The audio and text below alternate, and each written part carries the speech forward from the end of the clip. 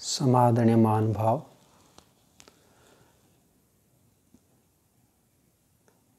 आज हम अपने विषय में जानना चाहते हैं। मैं कौन हूँ? जो अपने आप को नहीं जान सकता वह दूसरे को कैसे जानेगा? जो स्वयं है, पास में ही है, परंतु अपने आप को जानना भी मुश्किल है।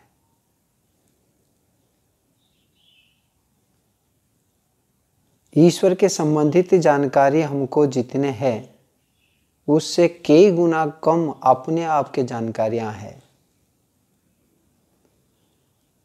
ऐसे विचित्रता है।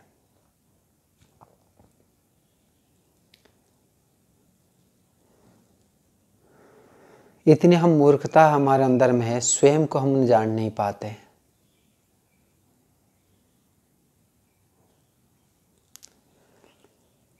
प्राय तो किसी ने किसी को पूछता है आप कौन हैं, तो हम अपने लौकिक परिचय देते हैं कि मेरा नाम अमुक है, मैं ये पढ़ा हूँ, मेरी लंबाई इतनी है, मेरी चौड़ाई इतनी, मैं पुरुष हूँ, मैं इस अधिकार में हूँ, इस पद में हूँ, आदि आदि। ये अपना परिचय देते हैं। परंतु इस आध्यात्मिक दिशा में लोग व्यवहार करने के लिए हमने यह परिचय देना आवश्यक है। परंतु स्वयं को स्वयं देखे भी मैं कौन हूं, तो आपको उत्तर मिलेगा यह शरीर तो मैं नहीं हूं। यह जो पुरुष स्त्री जो भी शरीर प्राप्त हुआ है, काला शरीर है, गोरा शरीर है, ये शरीर जो प्राप्त हुआ है, जवान है, वृद्ध है, ये मैं नहीं हूं। यह अपने आप को बोध होता है। आप शांत चित्त में बैठेंगे। यदि मैं जवान बाल्यावस्था में था वही मैं हूं, अभी जो मैं परिवर्तन हो गया, जवान हो गया, वृद्ध हो गया, परंतु मैं होने का अनुभूति तो कोई परिवर्तन नहीं हुआ है। पहले जैसे मैं हूं, मैं था, यह अनुभूति हो रही है, अभी भी वैसे ही मैं हूं, ऐसा अनुभूति हो रही है। तो कैसे हम कहेंगे कि मेरा स्वरूप छोटा था, बड़ा हो गया? क्योंकि समान अनुभूति हो रही है। उसी प्रकार से कर्म के फलों को देखने के पश्चात भी यह अनुमान हम कर सकते हैं कि यह शरीर केवल नहीं है। शरीर ही नहीं हूं मैं। शरीर के जो गुण कर्म स्वभाव है और ये जो चेतनता के गुण कर्म स्वभाव है वो पृथक है। जब हम जन्म होते हैं तो कोई संसार में भिन्न भिन्न प्रकार के होता है। कोई गरीब परिवार में जन्म होता है तो कोई संपन्न परिवार में जन्म होता है। कोई पुरुष होता है, कोई स्त्री होता है, कोई विकलांग होता है। ऐसे ऐसे भिन्न भिन्न योनि को जो प्राप्त हम देखते हैं,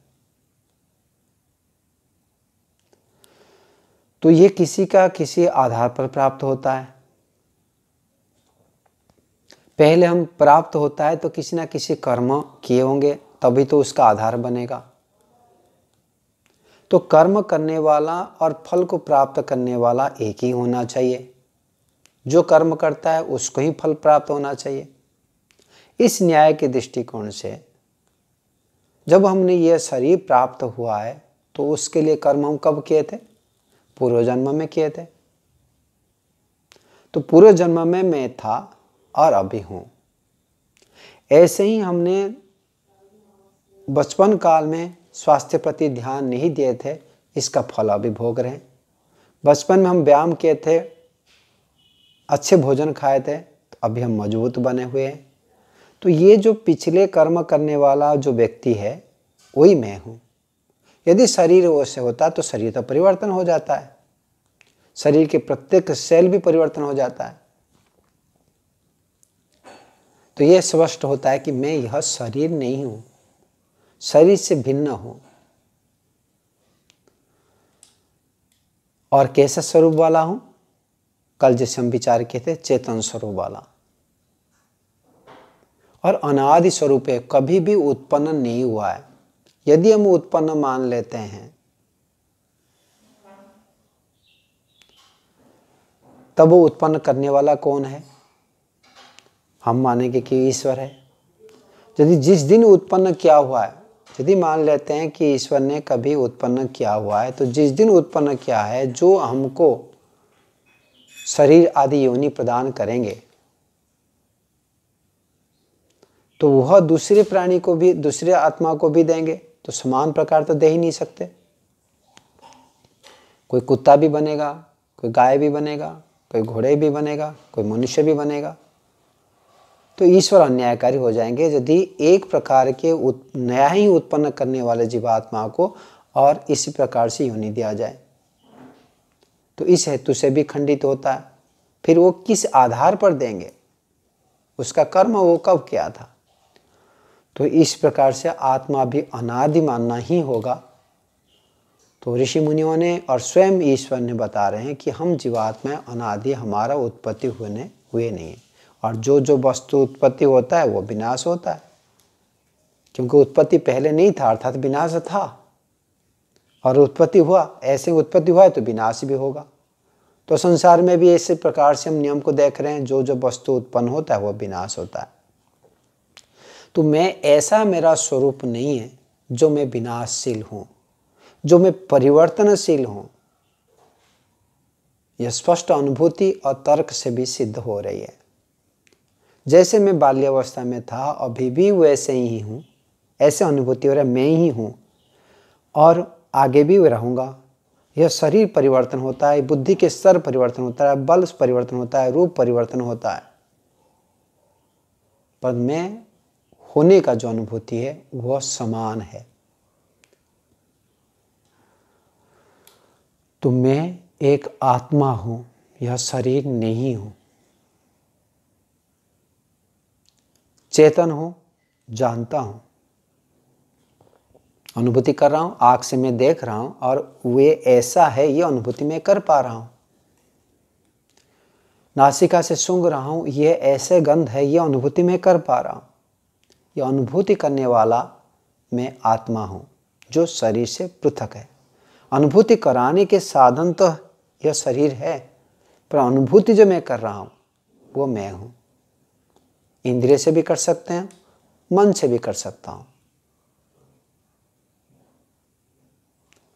ऐसे ही मैं इच्छा करने वाला मैं आत्मा हूं। किसी चीज को चाहना, जहां सुख प्राप्त होने के सुख प्राप्त होगा ऐसे हमारे मन में आता है, तो उस चीज को प्राप्त करने के लिए इच्छा करते हैं, खाने का, देखने का, सूंघने का। तो इन जो इच्छा करते हैं हम, ये इच्छा करने वाला चेतन का धर्म है, मेरा है। क्योंकि जड़ पदार्थ जैसे मिट्टी है, पुस्तक है, मकान है, इनके कोई इच्छा नहीं है। गाड़ी के सामने रोटी रख लो तो निकल जाएगा, ऐसे नहीं है। जड़ पदार्थ है, जैसे कि वैसे पड़ा रहेगा। परंतु ऐसे हम नहीं हैं। जहाँ सुख मिलता है उसको प्राप्त करने के लिए इच्छा करते हैं, जहाँ दुख मिलता है उसको छोड़ने की इच्छा करते हैं। तो इच्छा यह जीवात्मा का लक्षण है, एक गुण है, और वो इच्छा करने वाला मैं हूँ। ये हम अनुभूति करने के लिए भी हम क्रियात्मक रूप में अभ्यास करेंगे, आत्मा का अनुभूति कैसे किया जाता है। पर थ्योरेटिकल जाने कि मैं कौन हूँ, जानने वाला, इच्छा करने वाला। इच्छा करने के पश्चात तो हम क्या करते हैं कि जो चीज़ को इच्छा करते हैं उसको प्राप्त करने के लिए पुरुषार्थ शुरू करते हैं। ये जो प्रयत्न है, इच्छा का परिसमाप्ति, जो प्रयत्न है कि दुख मुझे नहीं चाहिए, और ये चाहिए के बाद जो क्रियान्वित करना चाहते हैं, यह भी आत्मा का लक्षण है। जड़ पदार्थ नहीं कर सकता, मृत शरीर नहीं कर सकता, तो इसी कारण से जीवात्मा का लक्षण भी यह प्रयत्न। उसी प्रकार स्वरूप वाला मैं हूं, आत्मा हूं। इसको जब जब बोध हो जाएगा कि मैं आत्मा हूं, यह शरीर नहीं हूं, शरीर से पृथक तत्व हूं, तब हमारा सोच विचार कर्म सब परिवर्तन हो जाएगा। समाज में कोई व्यक्ति महान बना हुआ है, अपनी संस्कृति को, अपने राष्ट्र को, अपने धर्म को रक्षा करने के लिए तत्पर बना हुआ है, उसका मूल आधार अपने आप को जानना है। जो मृत्यु को भय न करते हुए, क्योंकि शरीर कुछ दिन के लिए ही प्राप्त हुआ है, परंतु मेरे लक्ष्य बड़ा है। जो आत्मा को नहीं जान पाता वो प्रायतः कुछ काल के लिए ही जीवन को रखते हुए उसी प्रकार से व्यतीत करता है।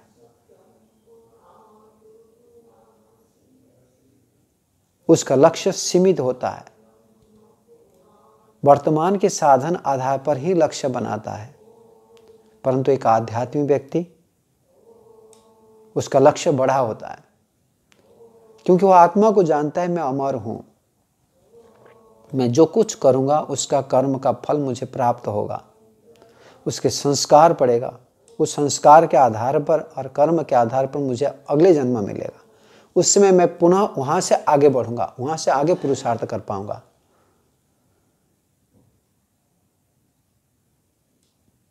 यह बुद्धि में आता है। जैसे हम डिग्री करना चाहते हैं तो डिग्री करने के लिए हमारा लक्ष्य होता है कि मुझे डिग्री को प्राप्त करना है। उस समय जो हमारे पास साधन रहता है, कुछ पुस्तकें हैं, पोशाक है, वस्त्र है,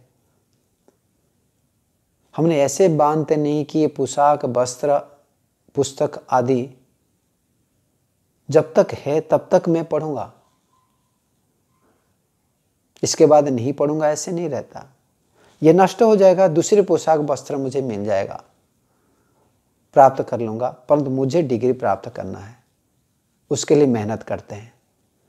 उसी प्रकार से आध्यात्मिक व्यक्ति आत्मा को जब जान लेता है कि मैं आत्मा हूं, यह शरीर मेरे लिए कुछ दिन के लिए है, तो इस शरीर से हम लाभ उठाएंगे, परंतु शरीर के पश्चात भी हमने विचार करते हैं, शरीर के पश्चात, इस शरीर जाने के पश्चात मुझे कौन सा जन्म मिलेगा और क्या मिलेगा जिससे मैं आगे कार्य कर सकूं।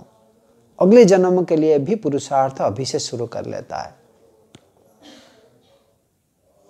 और उससे और बुद्धिमान व्यक्ति है तो ये शरीर ही प्राप्त ना हो वो प्रयास करता है, क्योंकि शरीर जो है वो दुखदायी मानता है, वो पृथक बात हुई। तो हमारा विषय है, जो आत्मा को जानता है उसका लक्ष्य विराट हो जाता है।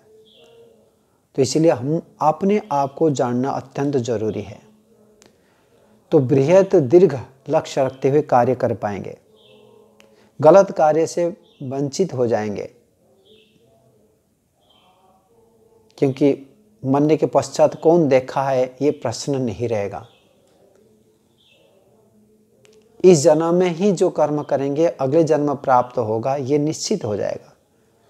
पुनर्जन्म के ऊपर विश्वास होगा और आत्मा को जानने के पश्चात ही परमात्मा का बोध किया जा सकता है कि मैं कौन हूं, मुझे क्या चाहिए। ये बुद्धि तब आएगा मैं कौन हूं जानेंगे।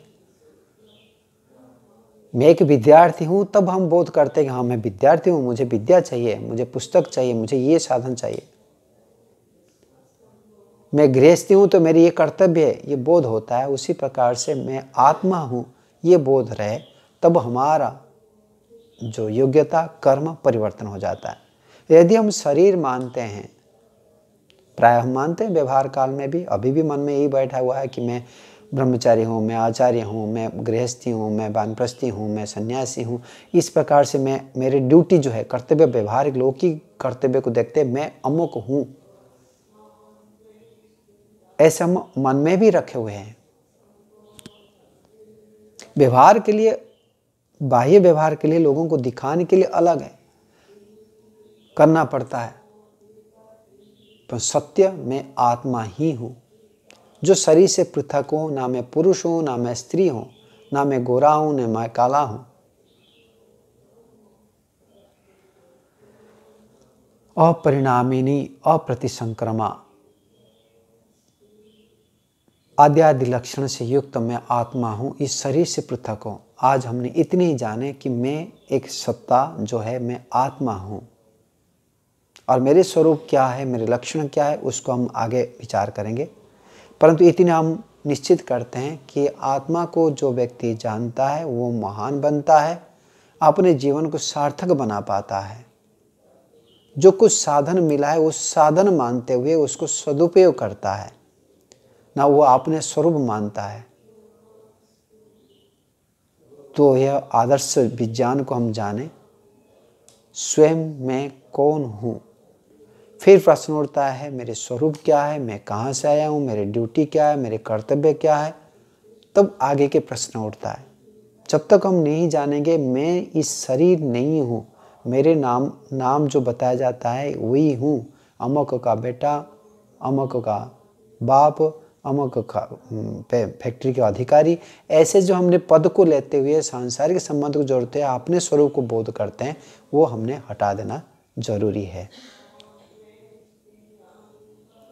तो इसको अभ्यास कैसे किया जाएगा, अपने स्वरूप को बोध कैसे करेंगे, ये सारे अभ्यास हम आगे के कक्षाओं में करेंगे। आज इतने से मेरी वाणी विराम देता हूँ। इति ओम सम सर्वेभ्यो नमः।